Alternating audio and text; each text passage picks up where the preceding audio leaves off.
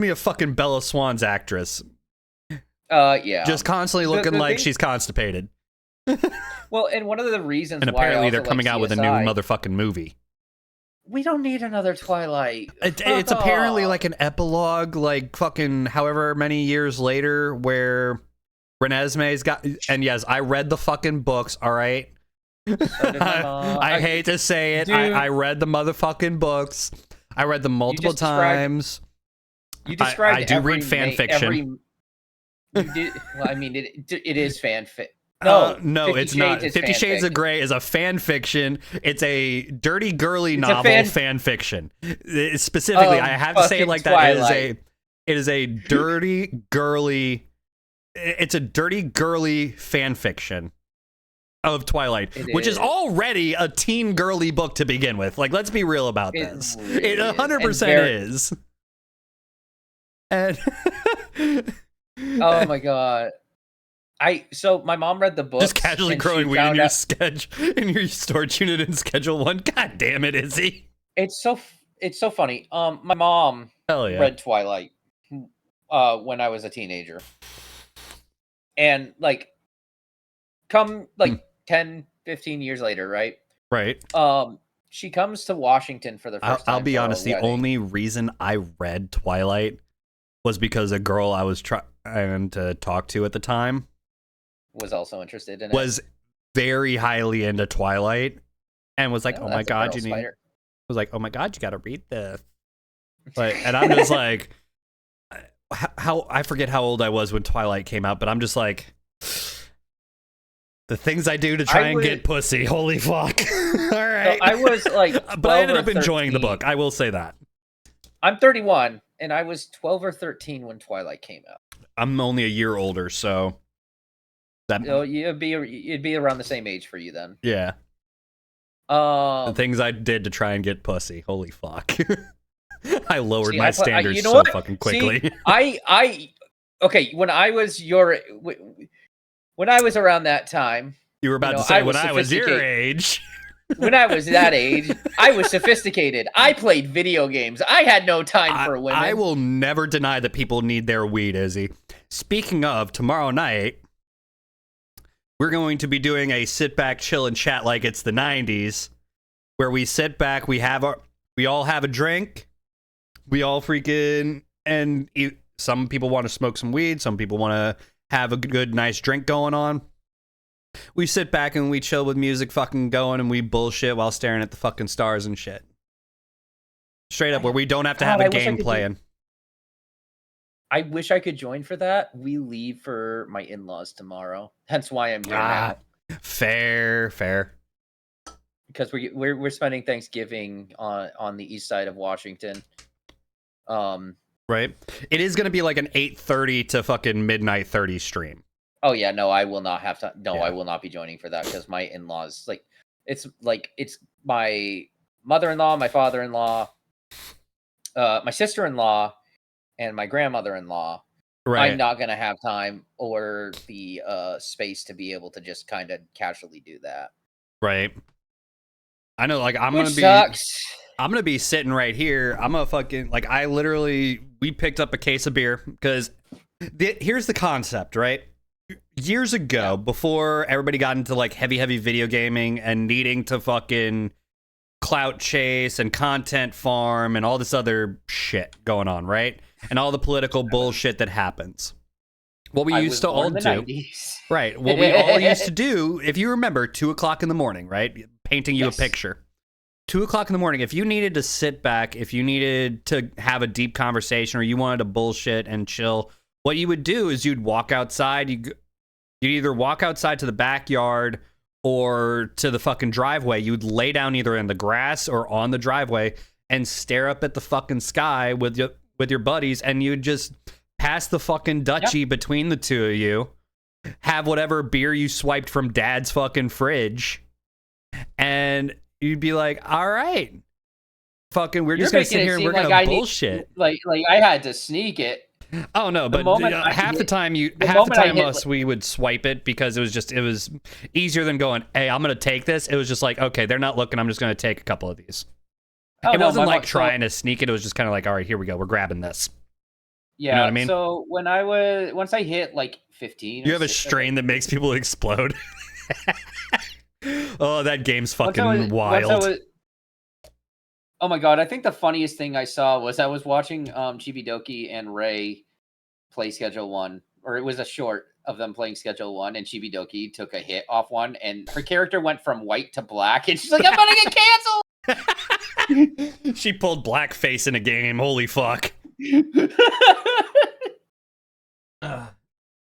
But apparently, there is a strain that can do that to you. Oh yeah.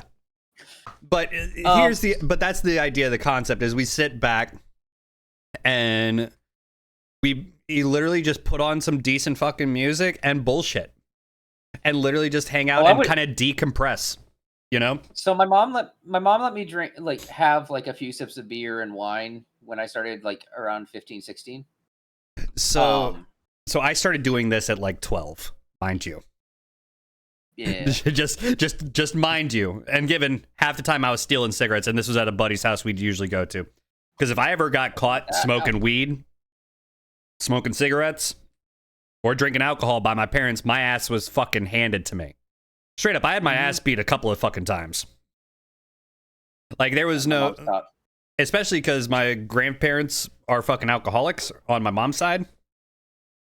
There was no tolerance for it. It was just one of those where, like, mom and dad were like, you're not going to go down that route. Now, given didn't help, I went down that route anyway. There was no stopping it. It was just going to happen. But understandable. Have a good day. Right.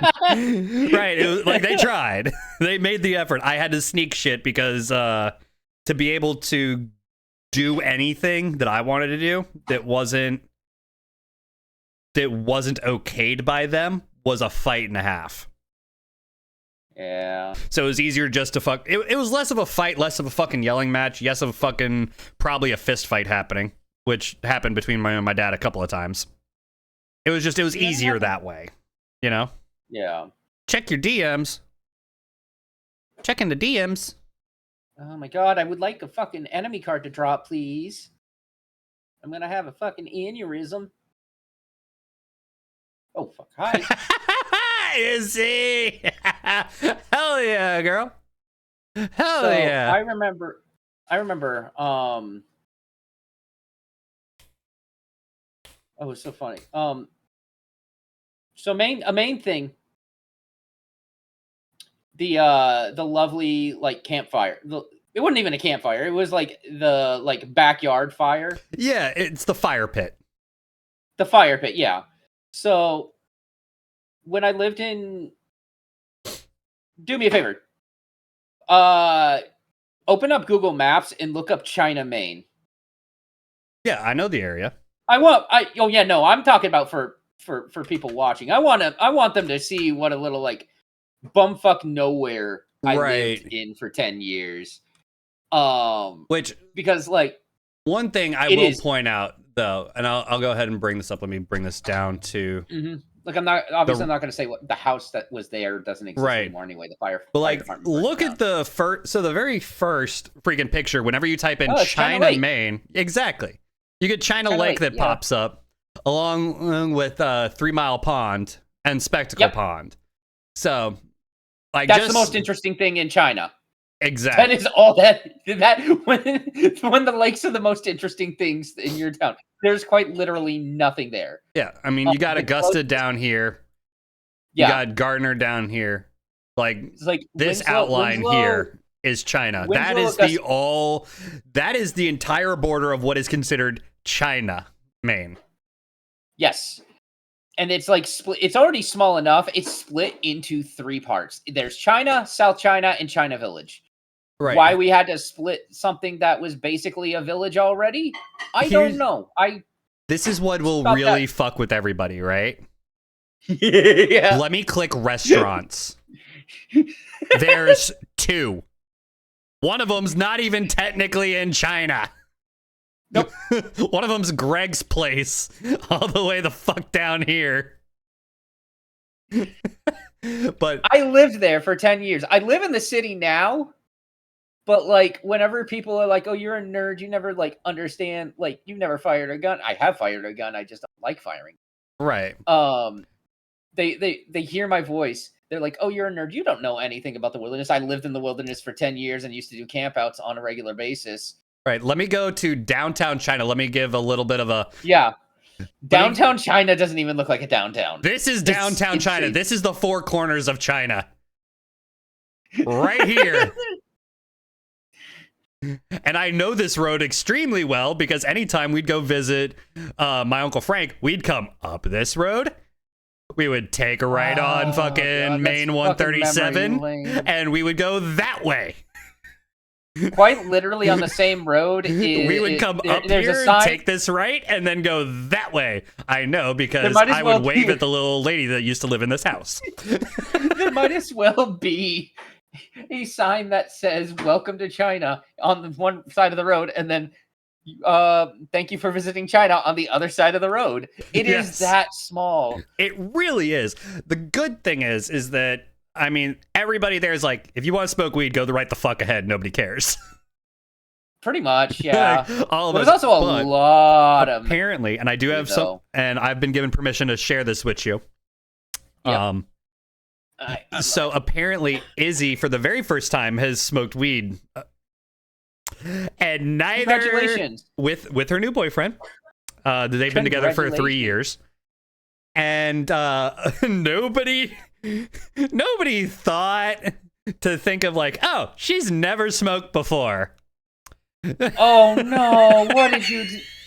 Did you just toke the whole hit? No, Izzy. So apparently, sweetie, honey, no. There were some keef crystals involved. I say that also sarcastically. There were some keef crystals involved, and she's like, I was fucking fried. Which, fair and good, as long as you had a fun time. That's kind of the important part of it.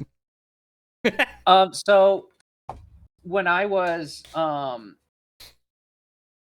when my roommate, the trans woman I was taking a caregiver for, this was before I was her caregiver. This was when I was just moved into her place by her roommate, who I was dating at the time, and then kicked out for, you know, trying to physically assault me.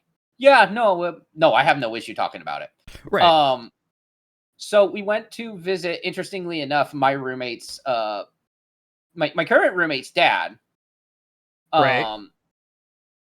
We visited her dad and her stepmom for her dad's birthday party. And so we went over there, and this is the first time I had met my current roommate. Like, obviously Val was still alive, so like, it's titties! Val was a chronic. But it's actually raining.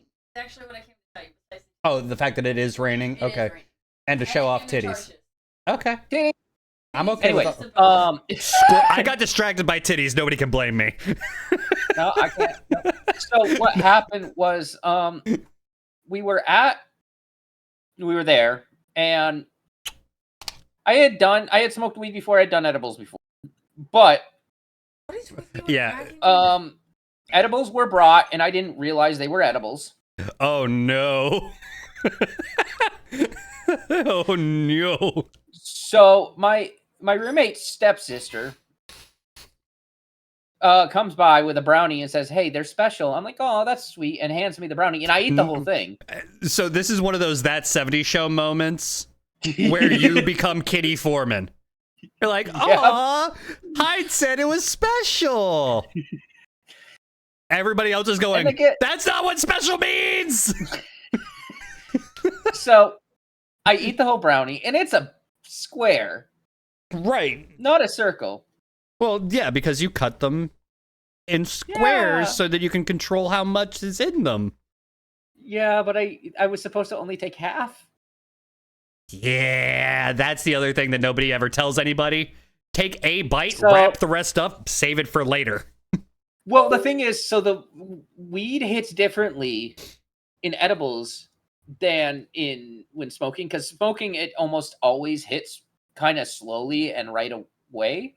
It's a quick build and then a gradual fall versus a very slow, gradual build that continues, and it's 5 times more psychoactive.